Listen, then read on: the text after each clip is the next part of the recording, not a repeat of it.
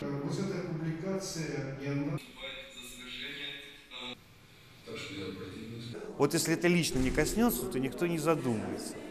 Так вот, я, делая этот фильм, хотел, чтобы люди не ждали, пока это их лично коснется, а чтобы они начинали думать уже сейчас, говорить об этом, поднимать этот вопрос.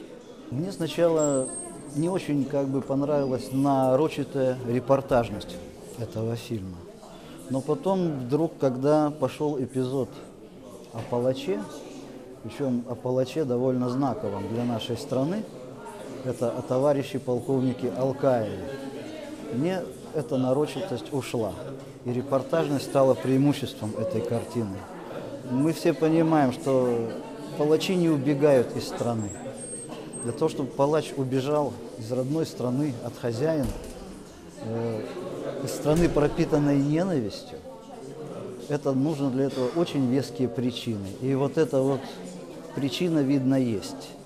Когда полковник Алкаев так просто и ясно рассказывает о том, как приводится смертный приговор в исполнение, какая-то совместная, коллективная, отлаженная и даже по его понятиям какая-то гуманная работа, то поневоле думаешь, и вот ты согласен с этим, значит, ты тоже участвуешь в этой коллективной гуманной работе карательной системы.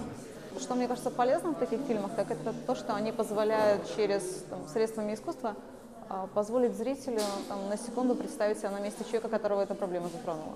І ось гэта «Убыл по приговору» фільм, які па сутнасці расказвае пра гэтыя эмоцыі, адчуванні катаў. Вот Олег Леонидович Алкаев, які прысутнічаў ці здзяйсняў, як правильно сказаць, не ведаю, 134 смяротныя пакаранні, ён расказвае пра тое, якія эмоцыі адчувае чалавек, які забівае іншага чалавека ад імя дзяржавы.